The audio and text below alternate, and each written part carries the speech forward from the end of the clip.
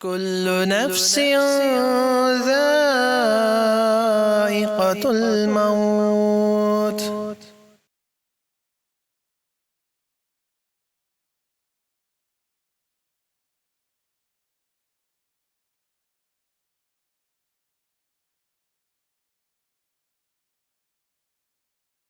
السلام علیکم ورحمۃ اللہ وبرکاتہ۔ الحمدللہ کفا وسلام علی عبادہ الذین اصطفیٰ، اما بعد۔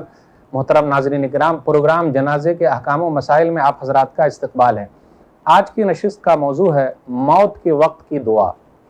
ناظرین کرام، جب آدمی کو یقین ہو جائے کہ وہ دنیا سے جا رہا ہے اور وہ بالکل پکا یقین ہو جائے تو اسے چاہیے کہ وہ یہ دعا پڑھ لے۔ کون سی دعا ہے؟ اللہم اغفر لی ورحمنی والحقنی بالرفیق۔ صحیح بخاری کتاب المغازی کتاب نمبر 64 حدیث نمبر 4440 4440۔ عائشہ رضی اللہ تعالیٰ عنہ کہتی ہیں کہ نبی صلی اللہ علیہ وسلم نے یہ دعا پڑھی ہے۔ اس کا ترجمہ یہ ہے کہ اے اللہ مجھے بخش دے، مجھ پر رحم فرما اور مجھے رفیق اعلیٰ سے ملا دے۔ جو لوگ وہاں موجود ہیں مردے کے پاس، اس کے لیے ضروری ہے کہ وہ کلمہ شہادت کی تلقین کرے۔ مردے سے یہ کہے کہ آپ کلمہ شہادت پڑھو، لا الہ الا اللہ محمد الرسول اللہ پڑھو۔ اس لیے ایک حدیث کے اندر آیا، صحیح مسلم کتاب الجنائز حدیث نمبر 916، لقنوا موتاکم لا الہ الا اللہ، کہ تم لوگ اپنے مردے کو لا الہ الا اللہ کی تلقین کرو۔ ہمارے درمیان کچھ چیزیں اور مشہور ہے، وہ ہے سورہ یاسین پڑھنا۔ سورہ یاسین پڑھنے کی جو بات ہوتی ہے، سورہ یاسین پڑھنے کے بارے میں جو احادیث بیان کی جاتی ہے وہ تمام کی تمام احادیث ضعیف ہے، حدیث صحیح نہیں ہے۔ آئیے ذرا غور کریں۔ ایک حدیث کے اندر آیا، سنن نبی داؤد کتاب الجنائز حدیث نمبر 3121، اس کے اندر کیا ہے؟ اقرؤوا یاسین علی موتاکم، تم لوگ اپنے مردے پر سورہ یاسین پڑھو۔ آپ غور کریں، اس کے اندر ایک راوی ہے ابو عثمان اور اس کے والد دونوں ضعیف ہیں، تو اس لیے یہ روایت ضعیف ہے، اس پر عمل نہیں ہو سکتا۔ ایک اور روایت اپنے یہاں مشہور ہے کہ اگر سورہ یاسین مردے کے پاس لوگ پڑھیں گے تو روح نکلنے میں آسانی ہوگی۔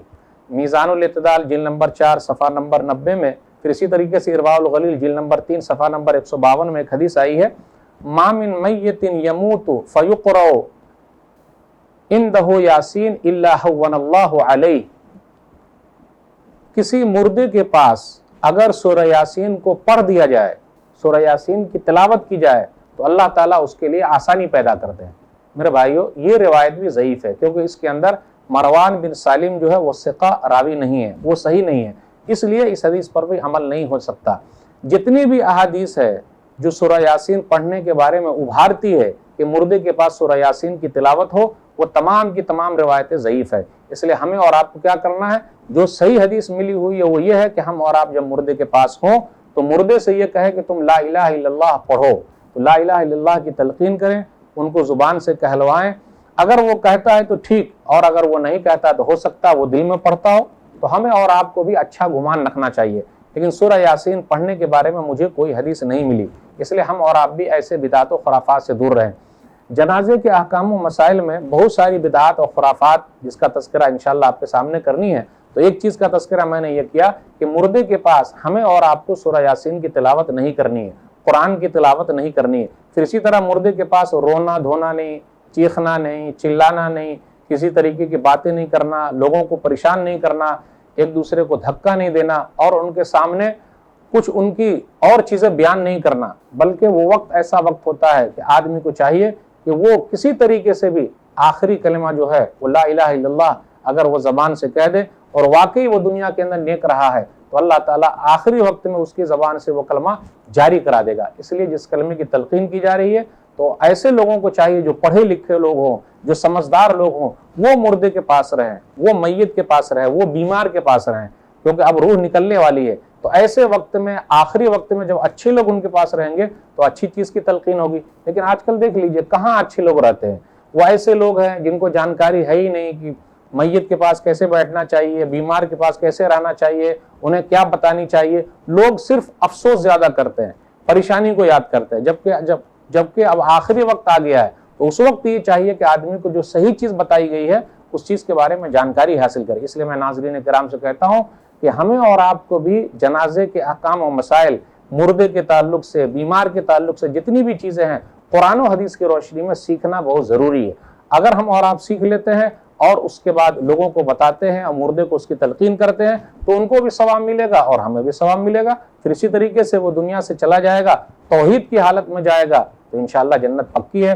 اس لیے جو صحیح بات ہے صرف ہم اور آپ اسی چیز کے بارے میں کہیں. آپ کسی بھی زبان میں کہہ سکتے ہیں، ایسا نہیں ہے کہ بھئی عربی میں بولنا ضروری ہے، بلکہ ان کے کان کے پاس کہیں، آہستہ کہیں، کوشش کریں ان کی زبان ہل رہی ہے کہ نہیں ہل رہی ہے. اگر ایسا ہو رہا ہے تو امید کی جا سکتی ہے انشاءاللہ کہ ان کا خاتمہ جو وہ صحیح ہوا اور توحید پر ہونے کی وجہ سے ان کے لیے فائدہ ہے. اور مریض کو چاہیے، جو آدمی دنیا سے جا رہا اب اس کو یقین ہو گیا کہ جی اب میں بچوں گا نہیں، اب میں جانے والا ہوں، کسی بھی حالت میں میری بخشش ہوگی نہیں، یہ یقین بالکل نہ کرے، بلکہ یہ کرے نہیں اب میں جا رہا ہوں، اللہ مجھے معاف فرمائیں گے، تو اردو ہی میں کر لے، دعا مانگ لے. اگر عربی میں دعا نہیں یاد ہے تو اردو ہی میں دعا مانگے کہ اللہ مجھے بخش دے، مجھ پر رحم فرما دے، اے اللہ مجھے رفیق اعلیٰ میں ملا دے، نیک لوگوں کے ساتھ ملا دے، توبہ استغفار کر لے. تو زبان سے جس طریقے سے بھی وہ جانتا ہے اسے چاہیے کہ اس کا وہ اقرار کرے، لوگوں کو بتائے اور خود بھی وہ پڑھتا رہے، کیونکہ اس کے پاس ہوش ابھی موجود ہے.